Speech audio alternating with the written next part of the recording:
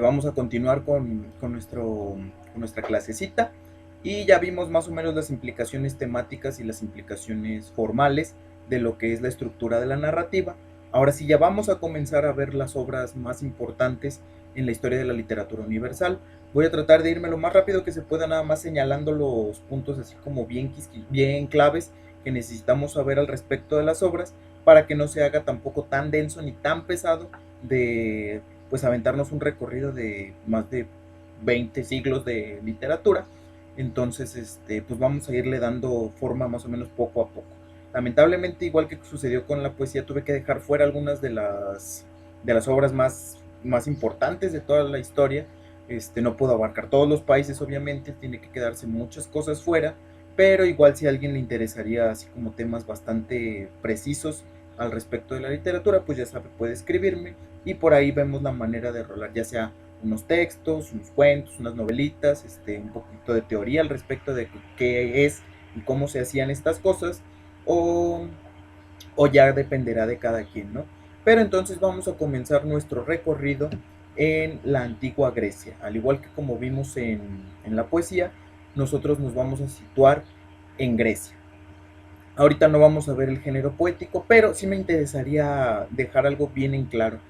Hay una pugna ahí medio complicada al respecto de algunas de las obras que vamos a ver, porque en esencia estaban escritas como si fueran a ser, pues digamos, obras poéticas, pero por el paso de los años, por el paso del tiempo, por las traducciones que se han hecho, por las elaboraciones y los trabajos filológicos que se les han dado a los textos, ya nosotros las tenemos como parte de la narrativa.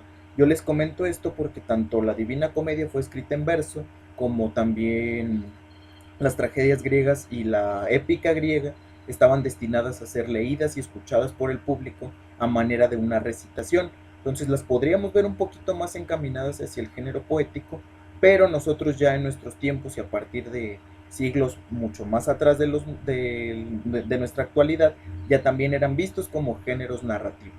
Entonces, por eso la decisión de incluir aquí estos textos y no dejarlos la semana pasada ya en lo poético, sino porque nosotros ya los leemos más como algo narrativo que como algo poético. Entonces, ahí está el dato, sí a lo mejor fueron escritos en una forma, pero nosotros ya los vamos a leer y los vamos a interpretar de una manera distinta. ¿Por qué? Porque tenemos que obedecer a los tiempos en los cuales nosotros estamos enmarcados y a los cuales nosotros estamos atenidos. Entonces, hecho ese paréntesis ahí, ya podemos ahora sí comenzar. Como les dije, vamos a iniciar el camino con la tragedia griega. A lo mejor es un tema que ya nosotros lo hemos estudiado, lo hemos visto en alguna parte de nuestras vidas. ¿Quiénes son los principales exponentes de la tragedia griega? Bueno, pues van a ser Sófocles, Esquilo y Eurípides. Son los tres grandes tragedistas griegos. De hecho, toda la obra de Aristóteles, la obra teórica y poética de Aristóteles, habla al respecto del género de la tragedia, cómo se tiene que hacer, qué se tenía que tener, cuáles eran los elementos que se seguían, etcétera, etcétera, etcétera. Se dice también que Aristóteles escribió sobre la comedia, que también no vamos a poder ver lamentablemente, pero que ahorita vamos a mencionar un poquito nada más como antecedente. También se dice que Aristóteles escribió al respecto de la comedia, pero que esos textos se perdieron, me parece que en la quema de la biblioteca de Alejandría o algo así, pero el chiste es que no nos llegó a nosotros más que la mitad de la poética de Aristóteles, que es donde trata sobre la tragedia, y la otra pues está perdida, la parte de la comedia. Pero pues bueno, eso es a grandes rasgos ahí como para tener el dato. ¿Y qué es lo que pretendía la comedia? La comedia estaba diseñada para hacerle ver al pueblo la enseñanza que ellos tenían que tener si se dedicaban su vida a los vicios o si se atrevían a desobedecer a los dioses. La, la tragedia también en algún sentido era la reconstrucción del mito, pero más que nada sí tenía este sentido didáctico de enseñarle al pueblo cómo tenía que comportarse, que era lo que hacía, era una tipo representación teatral que duraba prácticamente todo el día, porque las jornadas eran muy largas. ¿Qué va a ser la jornada? El momento y el tiempo en el que se resuelve la obra trágica, en lo que es actuado. De hecho, los actores de la Grecia clásica se ponían unas máscaras así medio extrañas que tenían la forma de las representaciones que ellos hacían. De hecho, en el Louvre sí, es una muy famosa la que se tiene, que es una máscara de Dionisio, y tenían una especie de cono o una cavidad así medio extraña, donde se las ponían las máscaras y esta cavidad medio extraña amplificaba la voz porque era cóncava, entonces ellos así hablaban y se escuchaba más fuerte como si, no, como si trajéramos un altavoz muy, muy arcaico. Entonces, así era la manera en que ellos representaban las obras. Y pues la principal preocupación que tenían los griegos en sus tragedias era mostrar qué era lo que le pasaba al héroe, la caída del héroe a causa de sus vicios o sus desobediencias.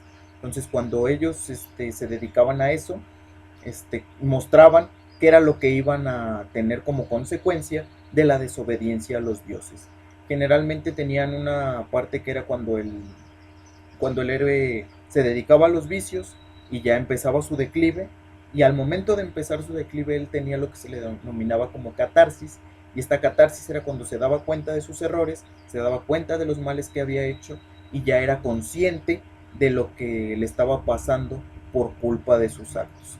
Después de ser consciente de lo que le pasaba, recibía el castigo y era condenado o castigado. Esa era prácticamente la estructura básica de la tragedia, y pues pretendía mostrarle al pueblo cómo era la forma en la que se tenían que comportar si no querían acabar como el héroe caído.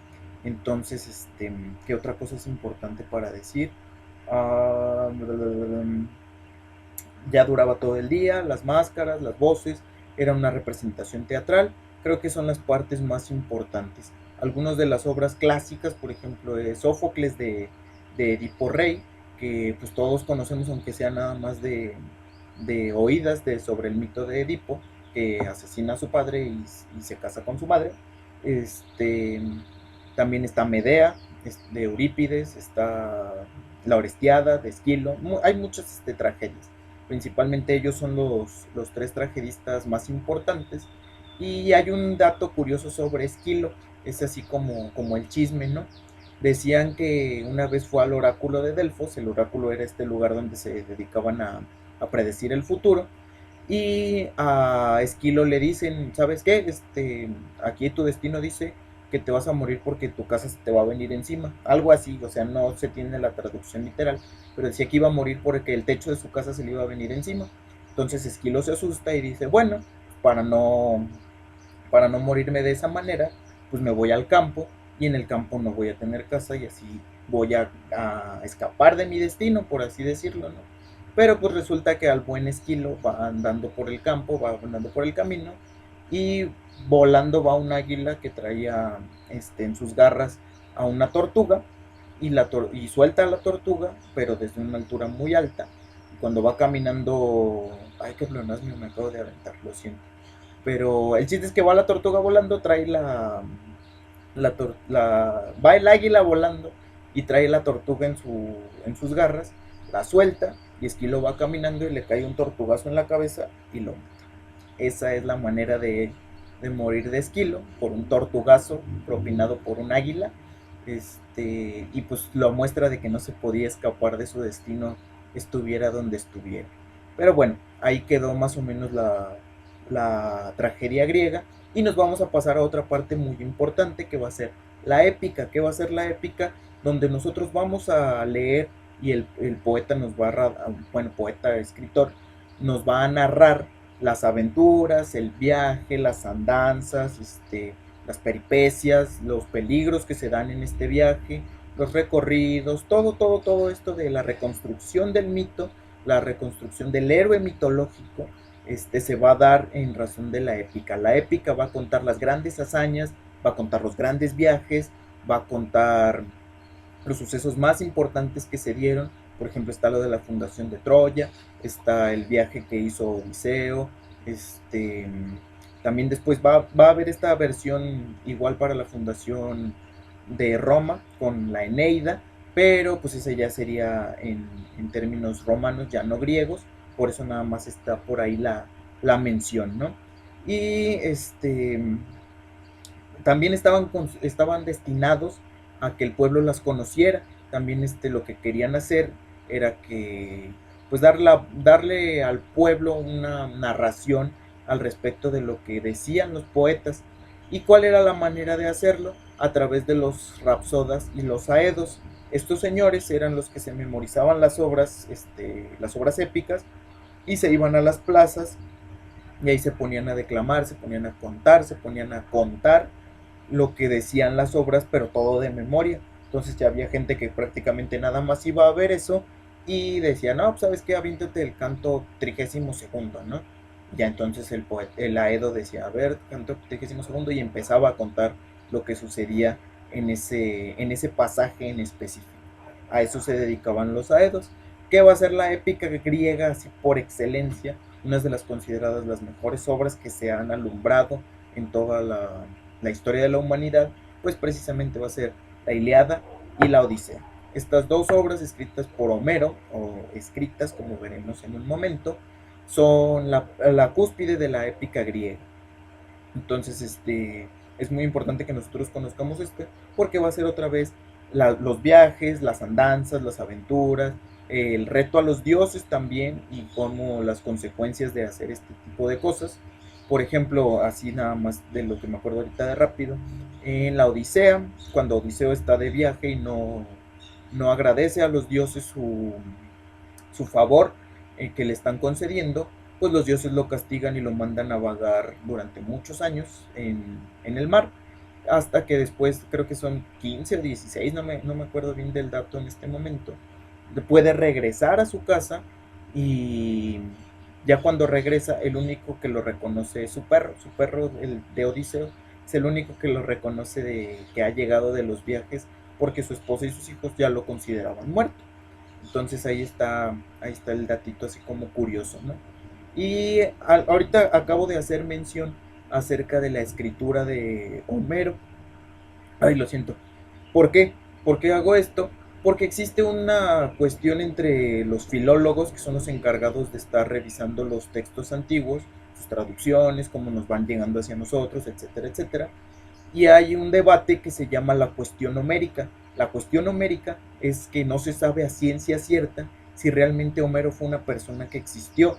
O sea, muchas personas creen que ni siquiera fue una sola persona la que redactó la Ilíada y la Odisea, sino que fueron varias que fueron juntando los fragmentos, fragmentos, fragmentos y fragmentos hasta hacer las dos obras ya en forma y como tal. Otros dicen que era un grupo de personas dedicados a escribir una obra épica, y entre todos se juntaron y entre todos armaron la Ilíada y la Odisea. Otros dicen que fue una mujer realmente la que escribió la Ilíada y la Odisea. Entonces ahí está la cuestión así medio extraña. Ahí por si alguien quiere echarle un ojito, hay varios artículos interesantes en el internet. Pero de eso se trata la cuestión homérica. No sabemos la veracidad de si realmente él, de persona de carne y hueso, Homero, existió como tal, o si fue una construcción más bien del pensamiento griego, si fue un conjunto de personas, o que fue realmente las personas que escribieron la Ilíada y la Odisea. Ahí está entonces el dato, por si a alguien le interesa pues checarlo por ahí. Eso es parte fundamental de la parte de la literatura griega. Lo siento, ya ando medio afásico, entonces ahí disculparán estas medio lagunas extrañas. Pero, pues bueno, ahorita ya vamos a dejar un poquito aquí. Ya vimos las partes más importantes, tanto de la tragedia como de la épica. Y vamos a continuar. Ahora sí, ya nos vamos a ir hasta el Renacimiento. Entonces, nuestra siguiente parada va a ser con Dante Alighieri.